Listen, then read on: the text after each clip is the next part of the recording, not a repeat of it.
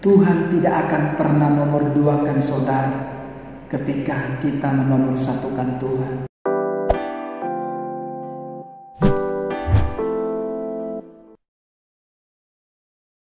Dengan tema panggilan dan pilihan. Apa yang dimaksud dengan panggilan? Panggilan adalah misi Tuhan dalam hidup saya dan saudara. Seringkali orang berkata, saya tidak dipanggil Tuhan. Apakah kita tidak yakin dengan rencana Tuhan yang luar biasa di dalam hidup saya dan saudara?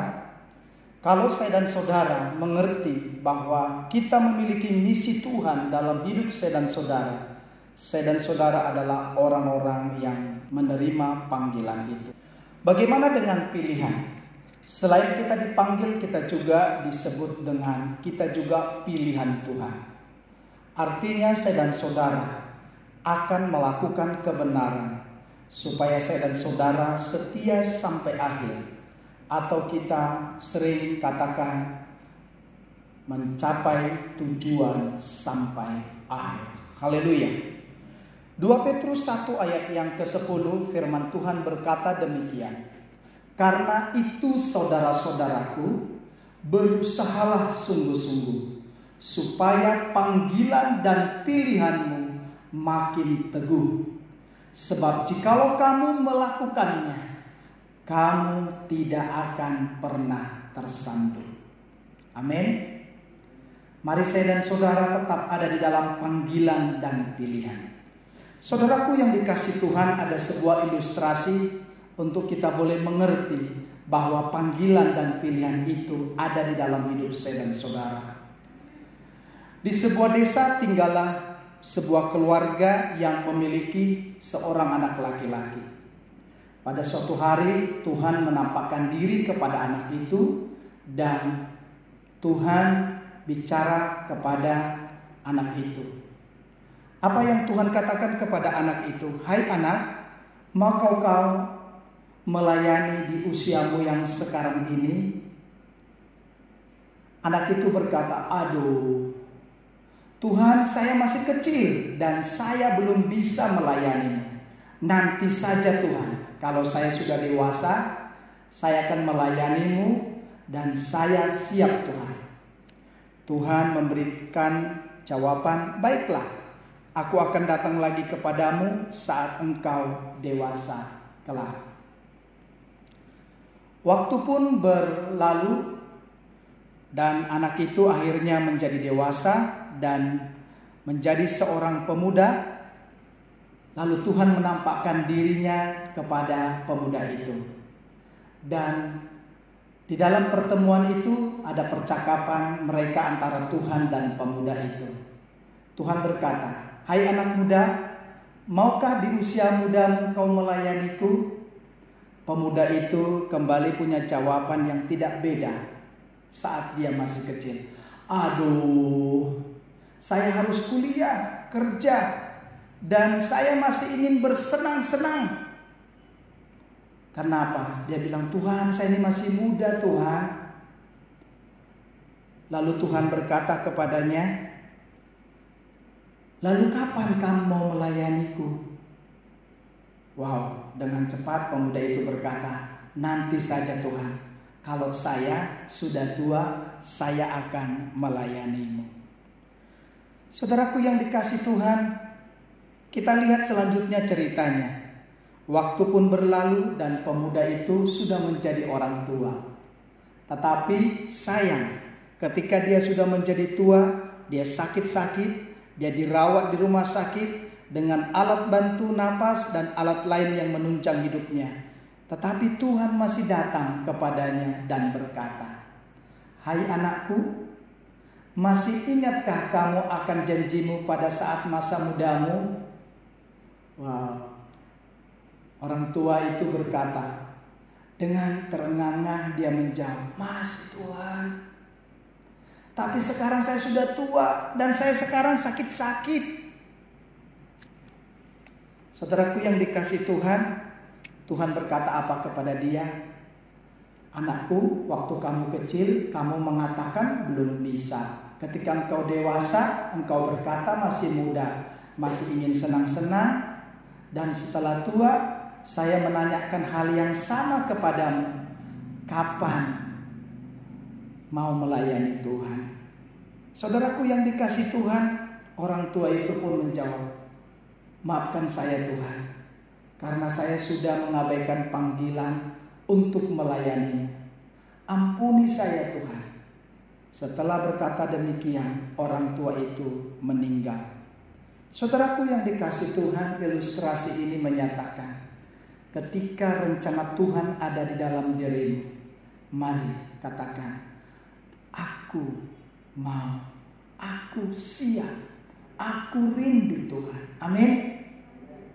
Karena seringkali kita berpikir bahwa melayani Tuhan itu adalah seperti kami hamba-hamba Tuhan yang khotbah. Melayani Tuhan adalah kita melakukan kehendak-Nya. Ada misi Tuhan. Ada pilihan dalam hidup saya dan saudara untuk terus melakukan kebenaran, untuk setia sampai akhir. Filipi pasal 3 ayat 13 sampai 14 berkata demikian. Saudara-saudara, aku sendiri tidak menganggap bahwa aku telah menangkapnya, tetapi ini yang kulakukan, aku melupakan apa yang telah di belakangku dan mengarahkan diri kepada apa yang ada di hadapanku dan berlari-lari kepada tujuan untuk memperoleh hadiah, yaitu panggilan surgawi dari Allah dalam Kristus Yesus. Berarti kalau kita tidak percaya bahwa kita memiliki panggilan dan pilihan, berarti kita sedang melihat ke belakang. Saudaraku yang dikasih Tuhan, saya mau berkata kepada kita semua saat ini, jangan lagi memandang yang telah berlalu. Jangan lagi memandang yang telah berlalu. Apakah kita percaya bahwa masa depan yang Tuhan sediakan bagi kita jauh lebih baik dari masa lalu kita? Bila jawaban kita ya, mari kita mengarahkan diri kepada apa yang ada di hadapan kita, yaitu panggilan Tuhan atas hidup saya dan saudara. Kita tidak sekedar hidup, kita tidak sekedar tinggal, bekerja, dan apapun yang bisa kita lakukan. Sadarilah, di dalam hidup saya dan saudara ada panggilan dan pilihan Tuhan. Haleluya. Jika masa lalu menghantui saya dan saudara, mari kita segera tinggalkan masa lalu itu. Amin. Kita tidak mau biarkan hal-hal tersebut menerus menghantui kehidupan saya dan saudara. Bagaimana nanti kalau saya gagal? Bagaimana kalau saya nggak bisa? Bagaimana kata orang? Apa yang harus kita lakukan? Inilah caranya, supaya kita tidak lagi memandang segala yang lalu.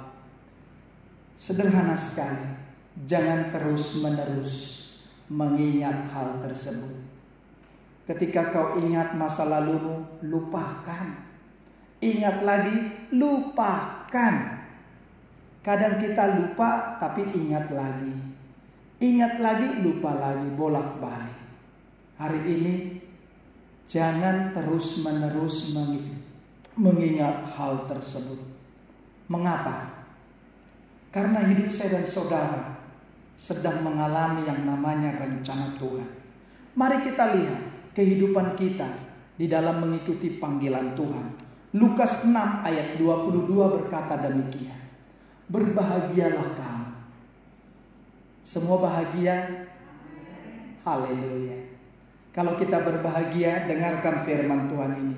Jika karena anak manusia orang membenci kamu, dan jika mereka mengucilkan kamu dan mencela kamu, serta menolak namamu sebagai sesuatu yang jahat. Saudara, lihat. Ketika kita mulai mengikuti rencana Tuhan, sepertinya bertolak belakang dengan keinginan dan perasaan dan pikiran kita. Makanya tadi pujian berkata bahwa seluruh pikiran kita, kehendak kita, keinginan kita harus serahkan kepada Tuhan. Kalau enggak, kita akan berpikir begini, kok saya semakin setia, kok jadi begini? Saudaraku yang dikasih Tuhan, mari saya dan saudara berkata berbahagia. Katakan berbahagia. Haleluya.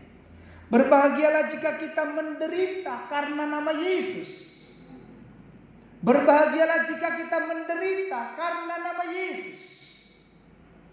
Bukankah kita melihat, unang Pak, ada orang bilang gini, jangan terlalu sok suci katanya.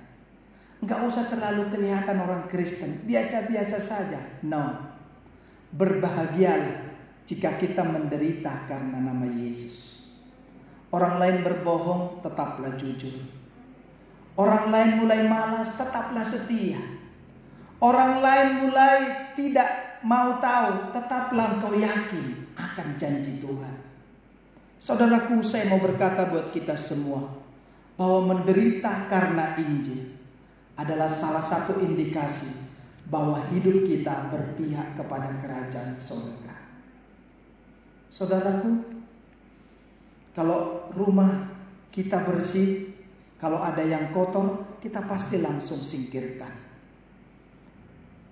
Kalau kita menderita karena nama Tuhan, kita adalah orang-orang yang berpihak kepada kerajaan surga. Saudaraku yang dikasih Tuhan, tadi awalnya kita bahagia mendengar panggilan dan pilihan. Tapi saya mau berkata kepadamu hari ini, jangan berkecil hati. Jangan berkecil hati. Jangan berkecil hati jika kita dijauhi, dianiaya karena berdiri teguh di atas kebenaran firman Tuhan. Hari-hari ini sepertinya firman Tuhan tidak bisa ditinggikan, diagungkan oleh anak-anak Tuhan. Mengapa? Karena dia pikir, toh saya masih ada di dunia. Saudara, kita memang tidak jadi malaikat, kita memang manusia. Tapi kalau kita dijauhi atau dianiaya karena kita berdiri teguh di atas kebenaran firman Tuhan, jangan berkecil hati. Haleluya. Jangan berkecil hati jika ditolong karena memberitakan nama Yesus. Saudaraku yang kasih Tuhan, jangan malu membawa nama Yesus. Amin. Jangan berkecil hati karena dimusuhi, karena kita memilih jalan yang benar. Sudahlah, besok aja ibadah. Samanya itu. Saya mau bilang buat saya dan saudara, jangan pernah berkecil hati. Kadang-kadang kita tidak lagi nomor satukan Tuhan. Saya mau sampaikan buat kita semua hari ini, Tuhan tidak akan pernah nomor duakan saudara ketika kita menomor satukan Tuhan. Saudaraku yang dikasih Tuhan, jangan berkecil hati apabila kita dikucilkan karena dianggap terlalu mencintai Yesus. Ketika engkau setia berdoa, percayalah, doamu adalah kepada Tuhan. Saudaraku yang dikasih Tuhan, Kisah Para Rasul 20 ayat 24. Bagaimana Rasul Paulus berkata demikian, tetapi aku tidak menghiraukan nyawaku sedikit pun, asal saja aku dapat mencapai garis akhir dan menyelesaikan pelayanan yang ditugaskan oleh Tuhan Yesus kepadaku untuk memberi kesaksian tentang apa? Injil kasih karunia Allah. Saudara, Tuhan berikan janji dan pegangan buat saya dan saudara. Mari kita mau lihat, apa sih arti Injil kasih karunia Allah itu? Kenapa saya harus melakukannya? Injil kasih karunia adalah Injil yang mengagungkan dan meninggikan Yesus. Injil yang berpusat kepada karya penebusan salib dan kebangkitan Yesus. Katakan amin. Di luar itu bukan Injil. Saudaraku, saya dan saudara sudah menerima kebaikan dan kemurahan Tuhan. Katakan keren. Amin. Iya. Langkah berikutnya adalah Mari beri kesaksian mengenai Injil kasih karunia itu kepada semua orang di sekitar kita. Supaya apa? Agar mereka dapat mendengar kabar baik yang kita alami.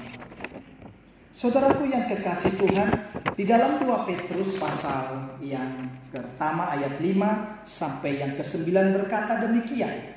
Justru karena itu kamu harus dengan sungguh-sungguh berusaha untuk menambah kepada imanmu kebajikan, dan kepada kebajikan pengetahuan, dan kepada pengetahuan penguasaan diri, kepada penguasaan diri ketekunan, dan kepada ketekunan kesalehan, dan kepada kesalehan kasih akan saudara-saudara, dan kepada kasih akan saudara-saudara kasih akan semua orang. Ayat 8.